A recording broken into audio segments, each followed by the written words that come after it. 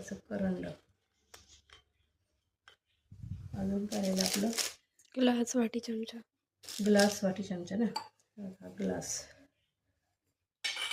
आई काय बोलतेस?